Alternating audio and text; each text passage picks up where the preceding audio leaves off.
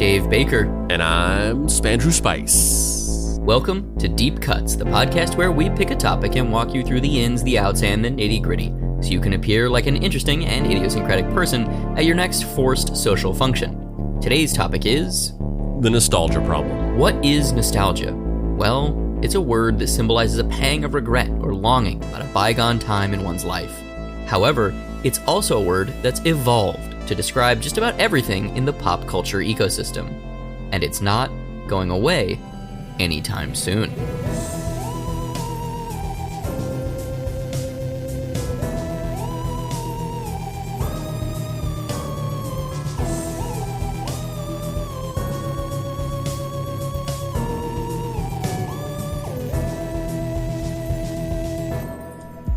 Act 1. If it ain't broke, we can remix it and feed it back to ourselves. The first time I can remember encountering the word nostalgia was in 8th grade. I was sitting in an auto body shop in Tucson, Arizona, impatiently waiting for my mother's Nissan to be released back to us.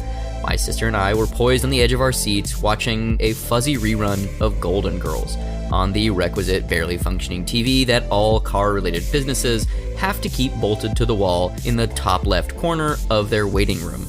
A woman came in and sat down next to us. She whispered, like we were in a library, "Oh, I love this show. I used to watch it with my aunt. Man, what a rush of nostalgia." At that moment, I didn't quite understand the meaning of the word, but in subsequent years, I would learn it all too well. Merriam-Webster defines the word nostalgia as a wistful or excessively sentimental yearning for a return to or of some past period or irrecoverable condition. The state of being homesick, homesickness. Like it or not, neither of these definitions are accurate to what this word has become in the modern pop culture landscape. Today, nostalgia simply means, I recognize that, or I've experienced this before. It's a word with a colloquially positive connotation that means comfort food. It's also a synecdoche for an entire wing of the internet's output. Before we move on, I just got to stop you and just say, and this is probably counterintuitive to the entire thesis of this episode, or it's just a prime example of what we're talking about, but I fucking love the Golden Girls, bro. I threw the Golden Girls on the other night, and I just had a fucking hell of a time. In fact, I pitched the idea to a friend of the show and frequent music composer, Dad Beats, aka my friend Kirk, who anybody listening who used to listen to Nostalgia Cast would recognize as one of my co-hosts from that podcast. I pitched him the idea of doing a podcast called The Golden Boys, which is a podcast where the two of us watch an episode of The Golden Girls from episode 1 for every episode and then talk about it. I am seething. I know. I didn't know what you were going to say. I am seething with rage right now that you would not ask me this. You would choose Kirk over me? No, I don't choose Kirk over you, obviously. Is fucking Nostalgia Cast around anymore?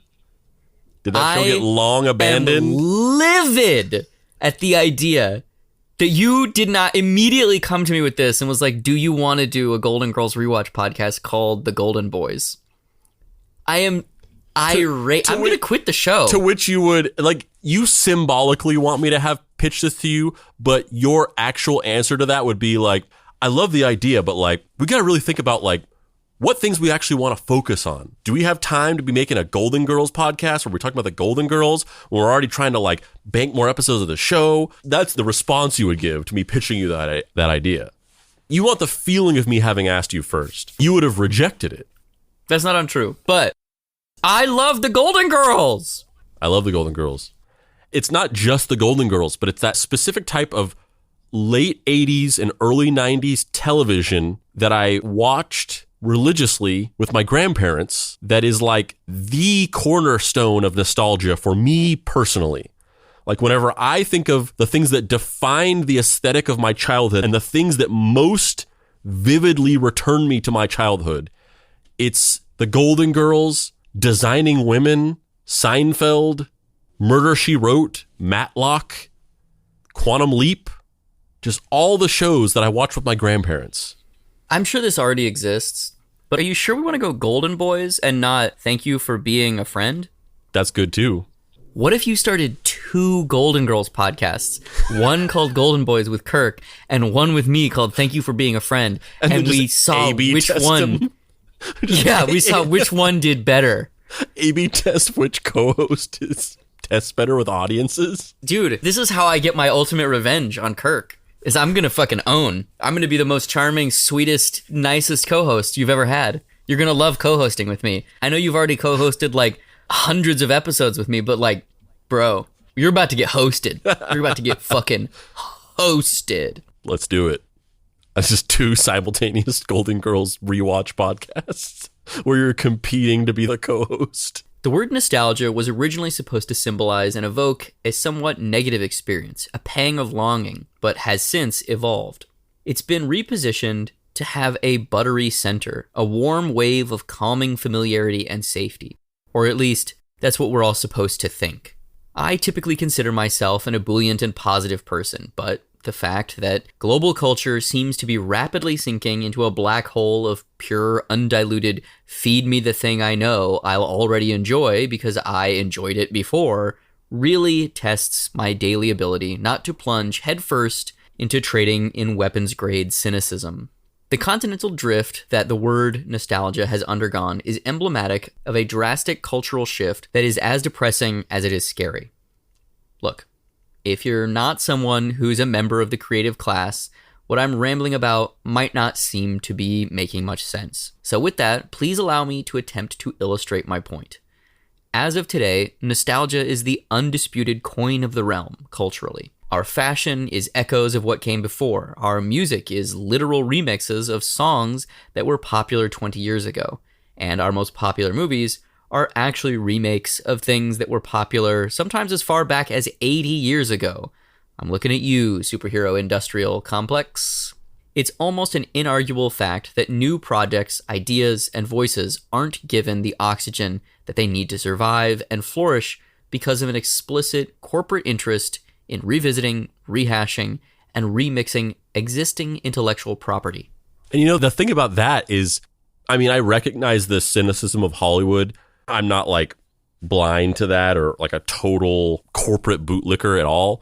But I've always been a little bit of a defender of the idea of like, oh, there's just no new ideas anymore in Hollywood. And I've sort of pushed back against that for a lot of my adult life of like, they've been doing fucking remakes since the dawn of cinema. All the 1930s Universal monster movies were just remakes of the 1920s silent films. That has been a thing forever. And there's not new ideas. You just aren't going and watching the great original films coming out that just aren't the fucking Transformers and superhero movies or whatever. It's less of a Hollywood problem and it's more of a you lacking diversity of taste and interests problem. But that being said, it really has gotten bad in the last 6-7 years. It's gotten to the point where I can no longer defend it. Like, it's gotten bad.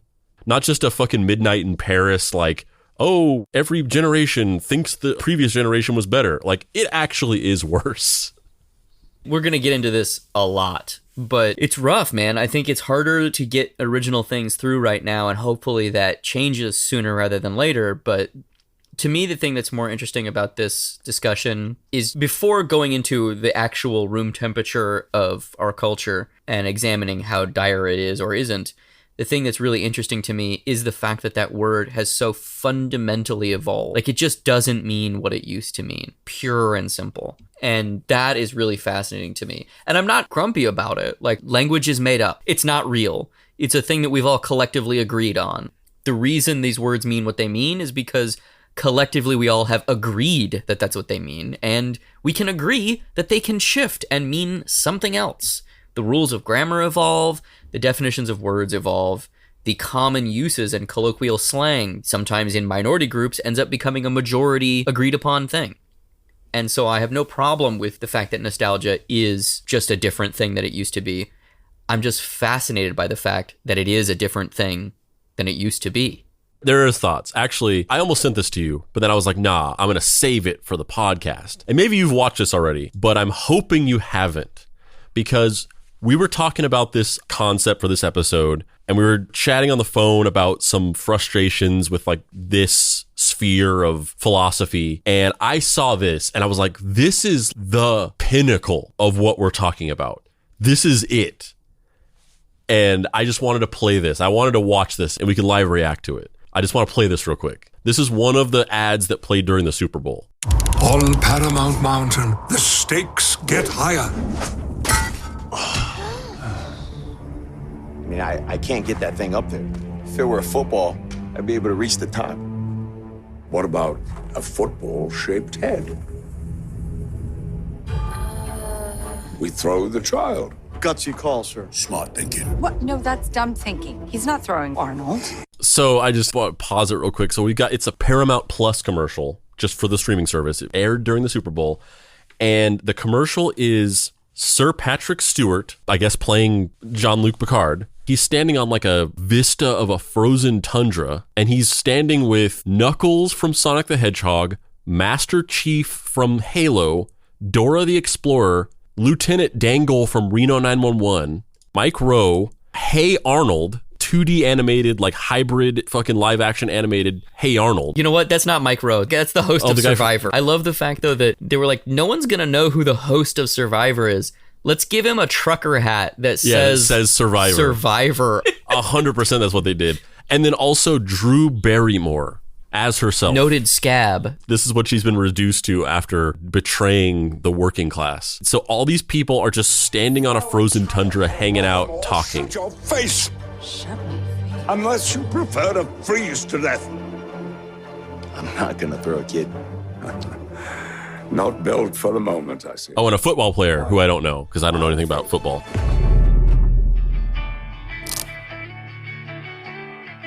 And then Jean-Luc Picard. Watch and learn. Jean-Luc Picard is wearing an old-fashioned 1920s football uniform, and he's going to throw Hey Arnold to the tune of Higher by Creed. Hike! Can you take me higher? To the place where I'm And he just throws Hey Arnold against this mountain. And then Creed is performing on a rock. higher. Come on! To a This is so cynical. This is the most unhinged thing I've ever seen. It's not even really, though. Because it's like, it's the corporate version of that. It's like, let's make something really crazy to get the internet talking. No, that's what I mean, though. I don't mean unhinged like, oh, and then Peppa Pig is there. I don't mean unhinged like actually crazy, like actually weird. Like, it's totally cynical, and it's totally just that style of marketing of like, let's just do something really weird. I just mean unhinged in terms of just the sheer levels of like just uncanny valley of cynicism, where you've got like elderly Sir Patrick Stewart singing Creed and throwing Hey Arnold, and he's probably like, I don't know what the fuck is going on here, but they paid me. It's just like that thing that we're talking about for this episode. It's just that fucking concentrated into a black hole. The best part of it is that they're selling t-shirts of the Next Generation and the original series Star Trek uniforms. Oh yeah, the merch. In the hyperlinks beneath Beavis and Butthead coffee mugs. For some reason, underneath this video, they're not like, in there. Come for the lols, stay for the consumerism. You gotta wonder, like, who actually saw this commercial and was just like, I love it. It's all my favorite things. Like, is there anybody who's still falling for this? Or is everybody just like so over the weird pandering and like just how surreal and cynical this is? Just take all these fucking characters and have them hanging out on a mountain and like, oh, get it? It's funny and ironic. You've got like fucking Hey Arnold hanging out with Jean-Luc Picard, and like, that's crazy. You never thought that would happen, right? You never thought Drew Barrymore would fucking hang out with Master Chief? Like, is anybody falling for that anymore? The answer is yes. And not only are people falling for it, but that's now like the status quo. Like, if you don't do that, it's like, are you even really here? It's disturbing. When was the last time that you saw a movie in a theater that didn't cost $100 million and wasn't based on an existing corporately controlled property?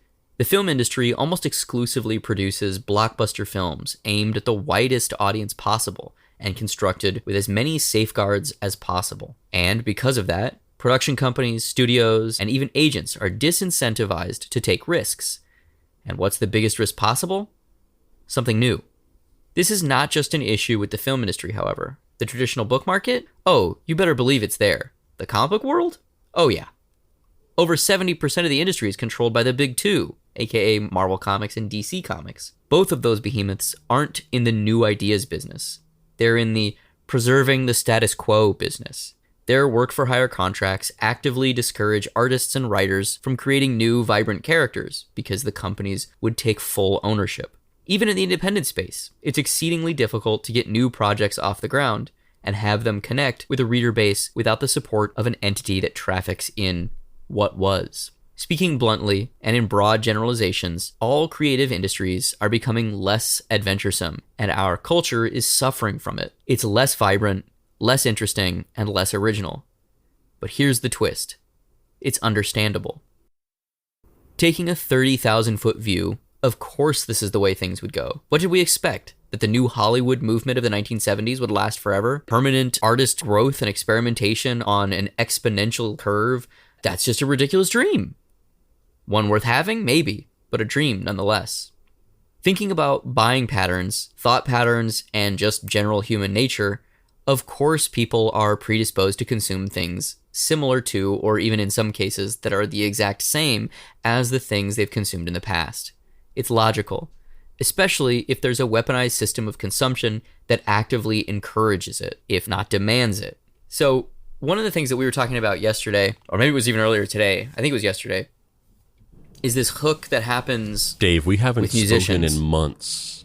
Do you remember the conversation I'm talking about, though, with the music hook conversation? Yes, absolutely. Something that I have many thoughts about and thought about frequently. I'll set it up briefly and then let's discuss further. So I was watching TikTok and I got 3 videos in a row that were all the same, like, what if the Beatles covered Miley Cyrus? And then it's a musician making a cover that they've made of a Miley Cyrus song in the style of the Beatles. Or what if Danzig covered Helena by My Chemical Romance? And then it's you're listening to a cover of Helena, but, you know, in the mother, if you want to find hell with me kind of style, right? And I called you because I was freaking out, very upset over the fact that that premise is a false premise. Can you describe a little bit of what we talked about and then maybe share some of your thoughts? Yeah, so basically the idea, which is something that I've thought about frequently, is in reality what's going on there is something that's existed since the dawn of time, or the dawn of popular music, I guess, which is artists are influenced by the artists that have come before them, the other musicians and artists and creators that they take inspiration from, that they admire, and they incorporate little bits and pieces of all those things and roll them up and come out with a new thing, which is original and unique, but it's also has all these little elements of these things from the past and you can recognize them. And so, you know, what happened is normally you'd have an artist, for instance, this artist Panda Bear, who came out with this album in the 2010s, which was like heavily influenced by the Beach Boys. But it was like the Beach Boys mixed with like experimental art pop. And that was what it was described as. And that's what every artist has ever done. And you've seen music critics, you know, write reviews where they're just like the influences of the Doors and mixed with like this band or whatever. And that's just how music works. You just take existing inspiration and you mix it together into this new thing. But now, the way that's packaged, it has to be funneled through this new way of thinking about the music. It's not just, oh, it was influenced by this thing, but rather you have to present it as if it was intentionally a mashup between two different artists, because people are so addicted to novelty and recognizing things that now you can't get them to listen to it unless it has that hook to it. So you can't just say, oh, you know, I'm influenced by Danzig and also My Chemical Romance, and my music is kind of like a mixture between those two things. Now it's like, no, what if Danzig covered My Chemical Romance? And that's the only way you can get people to listen to something, because they have become so dependent on that level of recognition and like existing IP or whatever, that now, like, it's not interesting if it doesn't have that element to it. The thing I hate the most about this is the fact that it does a disservice to the creative act. It's like so nakedly commercial that it inherently invalidates the artist in question. And I don't actually hate anybody individually that does the like, what if fucking Beach Boys, but make it fucking Britney Spears? It quantifies making music or just making art into like a strategy. And it makes a mathematical equation out of something, right? You know, there's loads of things that I was inspired by for my book, Mary Tyler Moore, out now, today. It comes out today. One of them being the work of David Foster Wallace, another being the work of Mark Z. Danielewski, another being the work of Doug Wildey, another being the work of Matt Fraction, another being the work of Jeff Darrow, another Dunham. being the work of Shotaro Ishinomori. Mary Tyler Moore was heavily inspired by the live puppet stand-up act of Jeff Dunham. It is all of those influences and other things, because it's me. So it's not just, what if Akira Kurosawa directed Batman? And sometimes creators say stuff like that, but they don't mean it literally. Like sometimes when you're talking about your work, you might say, I wrote this thing, and it's like if Akira Kurosawa directed Batman. But you don't mean it literally. It's just like your little colloquial way of elevator pitching your thing to somebody in a conversation. But it's not literally one-to-one that. Whereas, you know, if you've ever used TikTok, you have this experience. And I think everybody's guilty of this. I'm sure even you, Dave, you know, complaining about this, I'm sure that you are also guilty of this. But you're scrolling by. 100%. If there's just like a song of somebody with like an acoustic guitar and they start singing and there's not a hook, you're just like, I don't fucking care about this.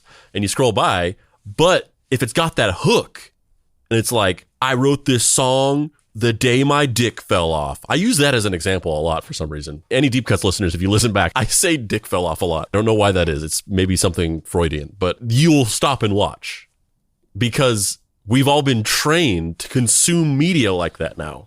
We've all been trained to just watch dicks fall off. Yeah, which yours actually fell off on December 4th. But the thing that's so frustrating about this conversation is that it is not a trend that exists as a trend in and of itself. You know, a trend in absentia or something. It is a trend directly correlated to the fact that an entire generation of people across the globe have been trained to view things that are old as things that are comfortable, as things that make them feel safe, as things that they gravitate towards and spend money on. We actually talked about this forever ago, of doing an episode about this topic, but I think it fits in here very well of like 80 years ago, 100 years ago, the great American dream, other than just having a middle-class income life, was to write the great American novel. It was seen as the pinnacle of culture. And then maybe 50 years ago, the pinnacle of culture was, I want to make a movie. You know, I want to have my life made into a movie. I want to write a movie. I want to direct a movie. I want to star in a movie, whatever the thing it is. Cameras and filmed narrative became inextricably linked to this idea that, like, that is the ultimate aspiration. And now I would argue that that has gone even further, and the great American dream is to be a CEO. The great American dream is to be the person not necessarily in charge of a thing, directly responsible for a thing, or that has contributed to the thing, but the figurehead of the thing. And so Kevin Feige, James Gunn, you know, all of these massive Hollywood CEOs, they get outsized media coverage and people are constantly freaking out about them because they're the people in charge of the nostalgia meter, right? Fucking Kathleen Kennedy, fucking Dave Filoni, all these people are inextricably linked to these brands now that we are all suckling at the nostalgic teat of and need them to service us in the correct way, which is a strange fucking paradigm, man. Yeah, which nobody would have ever given a shit about the fucking like executive producer of something in that way even 10, 15 years ago, certainly whenever we were kids. Like Kathleen Kennedy has been doing that job since we were kids. She produced the fucking Indiana Jones movies. None of us were just like, Kathleen Kennedy, the fucking architect of Indiana Jones. Like nobody cared about that. We cared about the actors. We cared about the writers, the directors. Nobody was like, the fucking, what the fuck is that title? You know, you could argue that George Lucas was the first person to kind of do this in that way, right? You know, they had like Bob Iger and Robert Evans and all these big studio heads, but they weren't famous in the way then that they are now. Like the movie moguls, Jack Warner and whatever, like Carl Laemmle, they were famous, but they weren't figureheads in American culture in the same way. Yeah. Even to the degree that like there's a new genre of movies that have popped over the past 5-10 years called, business porn or whatever, where it's like, the Hulu series about Elizabeth Holmes and the BlackBerry movie, Social Network, the Flaming Hot Cheetos movie, which that doesn't sound real. I shouldn't be able to say the Flaming Hot Cheetos movie and everyone knows what I'm talking about. They made a movie about Michael Jordan's shoe contract. The brands that exist in our country are so omnipresent and so oppressive that we have now dedicated hundreds of millions of dollars into exalting the people who are the figureheads and ambassadors for those brands, which is insane. There's not just one Steve Jobs movie. There's like 5 Steve Jobs movies. We Crash? We needed a movie about the WeWork guy? It really feels like a frog slowly boiling situation where when you really stop and think about it, you're just like, Flamin' Hot Cheetos movie. We're in Idiocracy already. We are a hop, skip, and a jump away from Buttfuckers, which if anybody doesn't remember this name of the chain and restaurant that Fuddruckers turned into. Yeah. And the thing that they don't tell you is that doesn't just happen overnight. You're not just suddenly like, oh, the fucking world has become an idiocracy. It's like one day you just wake up and realize that you've been in it for 5 years. So, what's the solution, you must be asking? Well, other than the obligatory call to arms of supporting independent artists and voting with your dollar, for me, there really is only one solution. And it's cheesy and hokey, and I can't believe I'm going to type these words, but be the change you want to see in the world. Really? I'm like pitching a GoBots movie tomorrow. I'm going the other way with it. And insert poorly animated PBS-style sparkle rainbow here, please. Look, I'm going to be honest with you. I love some of the corporate slop that these massive multi-continental machines pour down our collective throats. My life would be a lot easier if I didn't obsess over lightsaber widths or get into arguments with my friends about the proper shade of red that Superman's cape should be. But I have to speak my truth, I suppose. I, too, am part of this system. And, as such, I have been infected with the same disease that we all suffer from. The nostalgias. Do I wish I could be outside of this oppressive chokehold? Sure, why not? But the phrase, "choke me daddy Iger," has definitely been uttered at least 3 times this week. I'm going to be perfectly honest. I'm right there with you. In fact, I might be even more guilty because I'm just going to be fully transparent just for the sake of due diligence and just getting it all out there. And this is not a joke, but I run the official nostalgia Facebook and Instagram channels. My hands are blood. I'm not even going to acknowledge that. I'm moving on.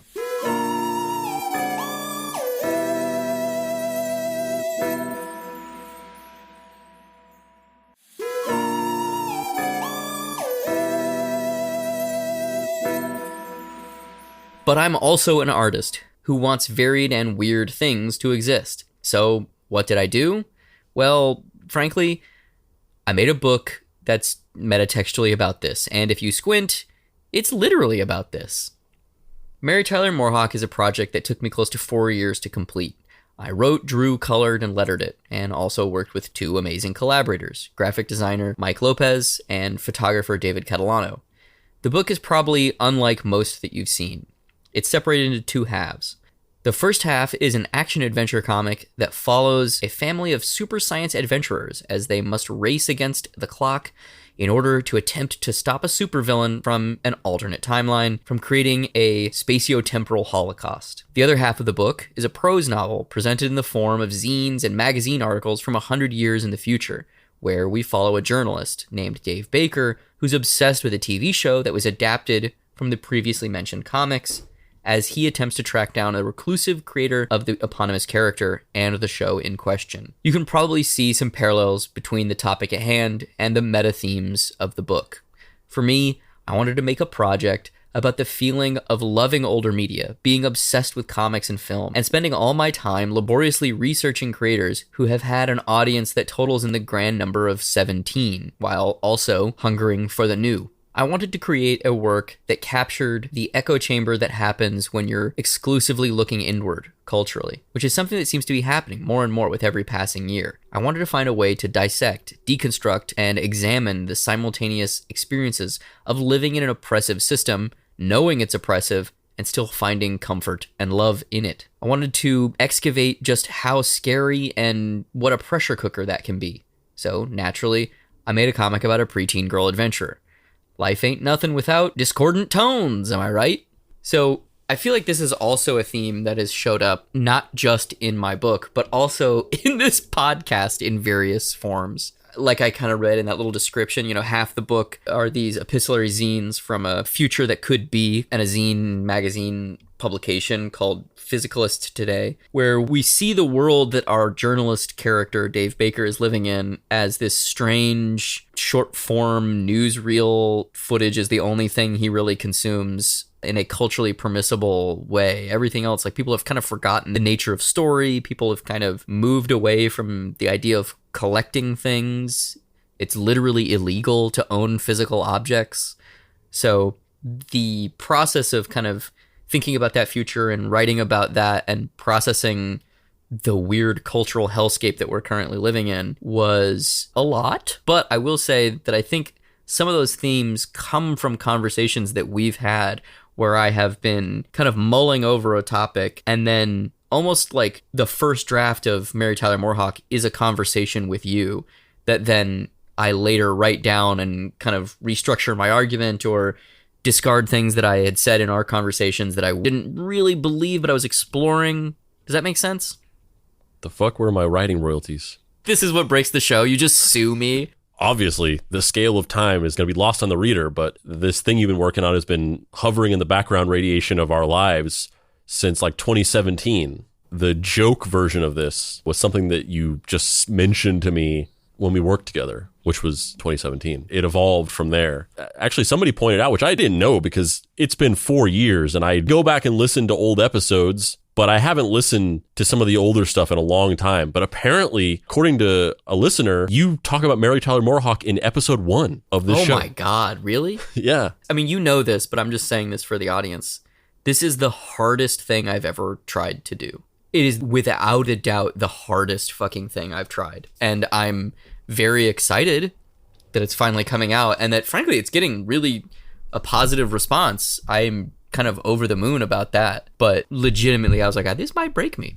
I might die making this. Next thing I do will not be that hard. The next thing you do is just stick figures. Yeah. You try to like make an excuse for it. You're like, it's a formalist way of pushing back against the classical ideas. No, I'm fucking broken. I'm burnt out. Sorry guys. It's just stick figures this time. I'm sorry. You joke, but like 100% that is something I would do. If the book is just called comics, but in parentheticals underneath that, but without any craft. And it's just like stick figures and swear words. God damn it. Yeah. I don't know, man. I think this book, it's the most personal thing I've ever made, but I also think that it wouldn't be what it is if we didn't talk so much. You know what I mean? Like so much of the book is reacting to the ongoing ennui or existential problems that we were both having during 2020, 2021, 2022, trying to figure all of this bullshit out. And also, you didn't think it was good. So that's why I had to make it, because fuck you. I said that in the Discord the other day. The whole thing started with you pitching basically this pun, and I hate puns. That's mischaracterizing it because, like, for the most part, any idea you have, I like. But there's this one little specific subgenre where you come up with a pun thing, and it's like, I hate it so much. And you continue to pitch it to me on purpose because you know that I hate it. And so this started out as a thing where you were pitching this idea of this pun, and I was just like, no, I don't like it. And I think somewhere in that equation, that actually pushed you to continue to work on it and push past the punness of it and make it an actual real thing. So in some ways, I deserve a lot of credit for helping you to bring this to fruition. I mean, I think there's a part of that is true. And then there's a part of that is not true that I'm playing up for comedy. But then there's another part of that's kind of true. You and I agree on like almost everything. So when there is something that we don't agree on, I'm constantly like, but why? What is it about this that you don't like? Because I think this is hilarious. And the fact that you don't makes me really upset because it's funny. Why do you not think this is funny? I hate puns and metaphors because my brain just can't process them. I think the other component to this too is that the conversation at hand surrounding the way that our culture has started to produce and consume ideas and regurgitate ideas is inextricably linked to taking really dumb things seriously, because most of these ideas now are coming from gutter mediums like comics, and they're being adapted from video games and animated TV shows and things that were designed to be like one-off commercial ideas at a very processable, goofy level that are now trying to be elevated to be like, do I know that the core of Batman ever really could sustain the Dark Knight? I don't know. It took 80 years of people hammering on that idea to make it ultimately what it became, right? A perfect example being Barbie, right? Barbie's a great movie. I loved that movie. It was like my favorite movie of the year. But it's also just as much a rebranding exercise as it is a feature film. And that's why it's so smart, because Barbie has a very damaging track record on the image of femininity that it has sold to the American population and has given generations of women body issues. But if you saw that movie, I don't think you'd get on any of that. You'd just be like, isn't Barbie great? She's an icon. She's like helped people be progressive her entire time. Almost expressly, that is the idea of the movie. Like it glosses over so much stuff, namely that the movie tries to make you think that Barbie was created by a woman named Ruth Handler. And she wasn't. She was created by a woman named Ruth Handler and a guy named Jack Ryan, who got 1% of the royalties for every doll sold and became a millionaire overnight and like developed a sex addiction, and they booted him out of the company because of that. And Ruth Handler went to prison for embezzling. And then he became a super spy. The movie glosses over that. Isn't that weird that he has the same name as the fucking character? But you get what I mean though, of like the way that these ideas are constantly being flattened by this experience is, to me, very interesting. But maybe I'm the only one.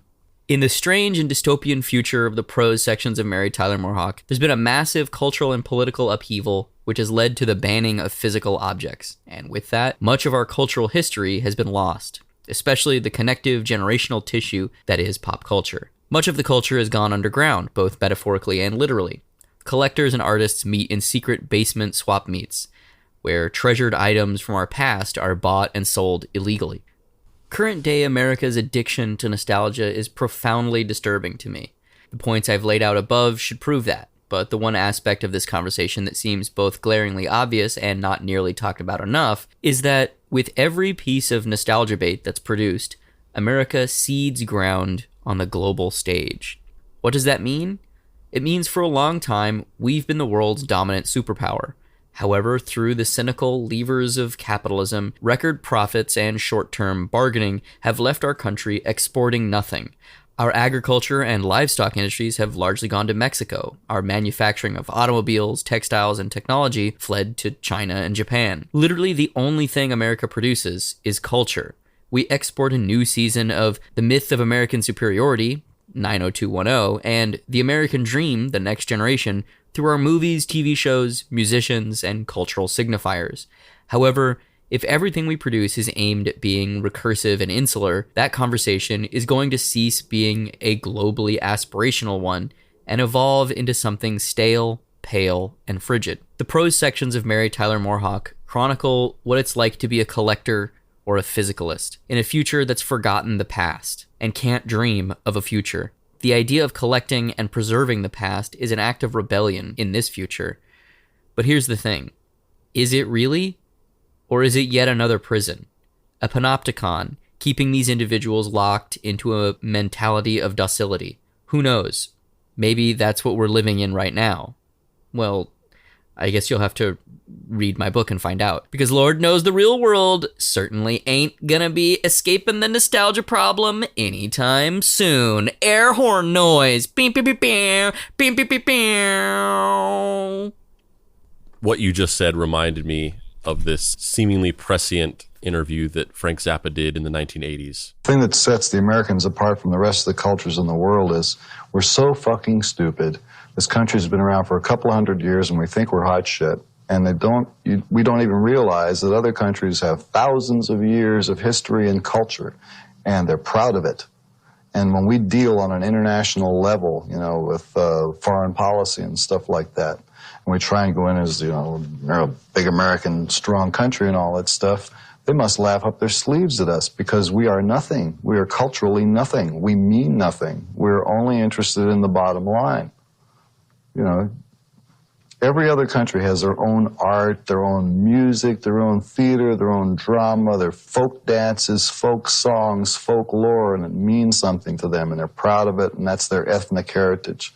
We have Levi's, we have designer jeans, we have hamburgers, we have Coca-Cola, we have REO Speedwagon, we have Journey, we have this one, we have that one, and then we go out there and we say, yeah, but we also have neutron bombs and poison gas, so maybe that makes up for it.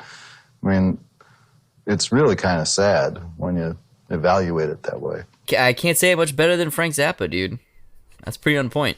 Just going back to the idea of this book culminating from conversations or whatever, and we talked about this a lot in the moment, but personally, I also just had a really big epiphany or like a large galvanizing moment when we went and saw Ready Player One. And I really think that film in particular, I wasn't some huge like sucker for nostalgic content before that, but I think that movie in particular just totally broke the spell for me of nostalgia marketed at millennials, where it was just so nakedly cynical, so over the top, so like lacking in any connective tissue that justified the usage of these nostalgic properties and trying to like bring them all together into some shared universe, that it was like putting on the glasses in They Live and seeing something for what it really was, and just in that theater just being like, this is just like a commercial. I'm aware that many movies and cartoons and things like that are commercials. Like the cartoon series in the 1980s, like He-Man and Transformers were literally commercials for toys. And, to a certain extent, Japanese tokusatsu shows like Kamen Rider are literally commercials for toys. I get that. But I think that it's like a symbiotic relationship between a business that needs to advertise a toy line and creators who are having a lot of fun with making that commercial and put way more work into it than it deserves to be, to the point where it's just genuinely entertaining in and of itself. Whereas Ready Player One was not that. That part of the equation was missing. And it was just literally a commercial that it seemed like everybody was just going through the motions of assembling. Like Steven Spielberg directed that movie, and it did not feel in any way like it had a fraction of the magic of your typical Steven Spielberg science fiction adventure film. It had none of that. It just felt like a guy who was hired to do a job, and he just put a camera out and did it. And that was like a real galvanizing moment for me watching that movie, where I'm just like, Jesus, like we've broken through some kind of barrier now, and they're not even pretending anymore like this is not a commercial. Yeah, and it's doubly weird in that example because it's the person who created like half of the iconic images in American cinema homaging himself. It's so weird. It's not like, oh man, I'm a young up and coming filmmaker and I just really want to pay tribute to the movies of the past. It's, I'm the great one. Remember. Yeah. But then also simultaneously doing a shot-for-shot remake of scenes from The Shining. They've put like an orc in the scene. Similar to that Paramount Plus commercial we watched earlier, there's no connective tissue to it. It just feels like a random mishmash of like, oh, you recognize this, you recognize this. Isn't it cool that those things are together? You would have never thought that, right? Whereas, something like The League of Extraordinary Gentlemen, utilizing like classic public domain characters in kind of a similar way taking these characters. There's a certain part of the book where they go to like the island of Dr. Moreau, and one of the creatures on the island is just Rupert from the book series and cartoon series, Rupert. And he's taking all these characters and putting them together, but it all feels like it slots into place, and there's this cohesion to the story he's trying to tell, and utilizing those characters, there's interesting choices behind why he used the characters, and it kind of feels like this cohesive thing that clicks, and it feels like this new thing. Even though he's just mining these old characters, it clicks and feels like this new thing. But there's no cohesion in that movie, and there's no cohesion, I think, in this like modern idea of what nostalgia is. It's literally just like, can we put as much recognizable things together as possible to like maximize the efficiency of like firing your endorphins in your brain? So now that we've talked about the powerful cynicism of a media system that is purely interested in mining audiences for the bottom line, which dovetailed into just what was nakedly an ad for your own book, what are your final thoughts? My final thoughts, dearest Spandrew Spice, are that Mary Tyler Moorhawk is available wherever books are sold, because I, too, am oppressed by the system of capitalism and need to get out from under the jackbooted heel of my landlords. So I need money. And also, I spent 5 years working on this book, maybe since 2017. I don't know if that's what a listener said. The book is like Infinite Jest meets Johnny Quest. If that sounds cool, you can pick it up wherever books are sold. It is available today. This book is like if Johnny Quest covered Infinite Jest. What if David Foster Wallace created Johnny Quest? Okay. Another description that I said the other day, which was why I thought of that example, and I really think that maybe it was really birthed out of a lot of the conversations we had that night, is there are some parallels between the world that you've created and the world of Ready Player One. But whereas in Ready Player One, it's just like the whole universe is built around this idea that like nostalgia is awesome, and the movies from the 1980s and 1990s are just really cool. And so in the future, they're just obsessed with him. And there's like really nothing that's being said about that. And it's supposed to be like a satire, but then it's not, because the movie and book are just blatantly glorifying nostalgia. There's no statement being made about that. It's just like, there's this video game where you can go in and you can be any character from anything you love, and it's awesome. And like, we're kind of pretending like there's a satire of like getting lost in a virtual world and not being in the real world. But then the whole movie just spends an hour and a half glorifying that. And I described Mary Tyler Moorhawk as Ready Player One if it wasn't written by a talentless hack. I remember us going to see Ready Player One together with one of our mutual friends, and I don't think they disliked it as much as we did. But I do also remember, I think that was the day that we realized every movie that we had seen together was bad. Like, anytime we went to a movie with our partners or alone, without each other, they were great. But if you and I end up in the theater at the same time watching a movie together, it will be bad. Yeah, to the point where it became like a self-fulfilling prophecy where it's like, we don't want to go see movies together because it will make the movie bad. I remember we went to go see a sneak preview of Dark Phoenix, the last of the Fox X-Men movies. One of the worst movies I've ever seen. It's so bad. And I remember standing in line, waiting to go see that, and I don't think you had gotten there yet, and I was just like keeping our place in line. You showed up, and then the guy behind me was like, "So, you think this is going to be good? I love the X-Men." And I looked at him and I said something to the effect of, "No, have you seen the trailer?" And then he like got crestfallen, and you started like laughing. You started laughing because I like broke this guy by just like telling him like, "No, the movie's going to be dumb." And you were like half laughing at this guy not knowing that Dark Phoenix was going to be bad, and half laughing because we were both there, which meant the movie was going to be bad. Like, it was a certainty because we were both standing there. Yeah, it's like, you don't know. You just don't get it.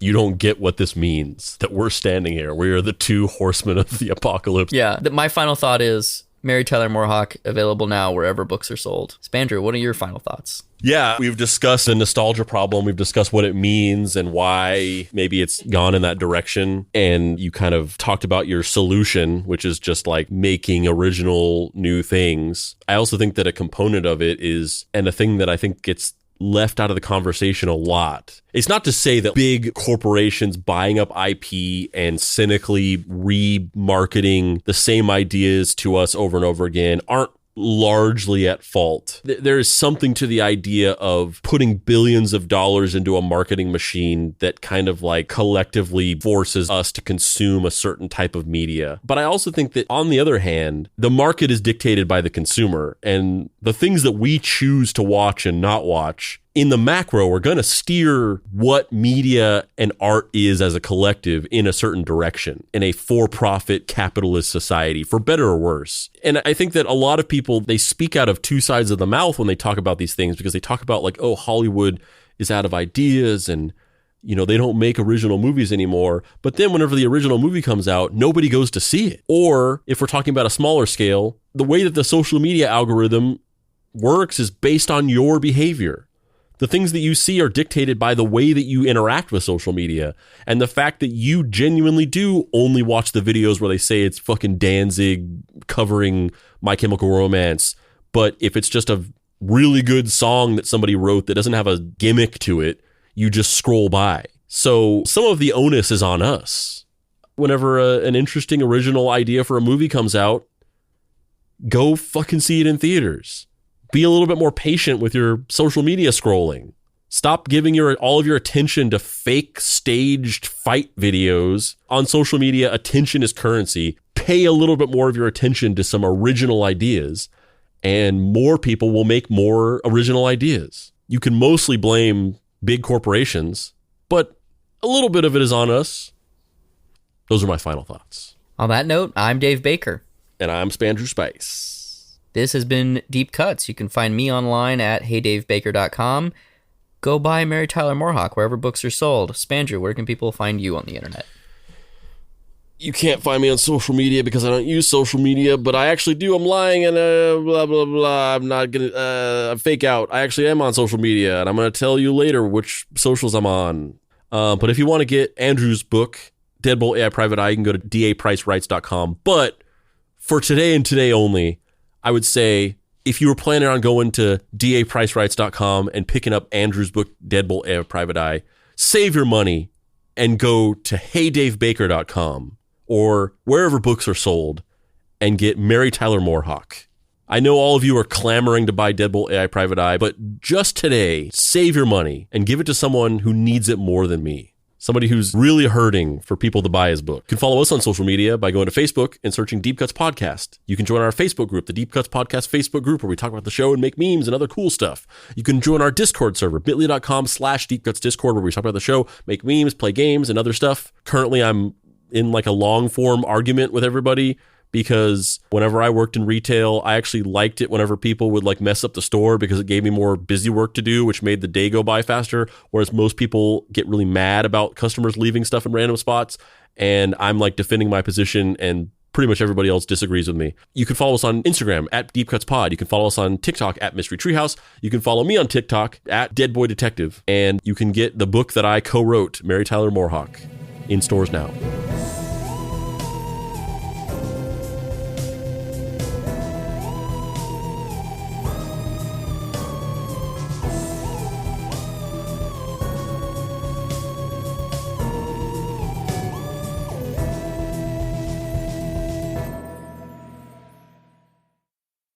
Deep Cuts is a production by Boy Genius Media. If you'd like to find this show and others like it, please visit boygeniusmedia.com or deepcutspod.com. If you want to join in on post-episode discussions, please join the Deep Cuts Podcast Facebook group. Finally, subscribe to our YouTube channel for additional video content.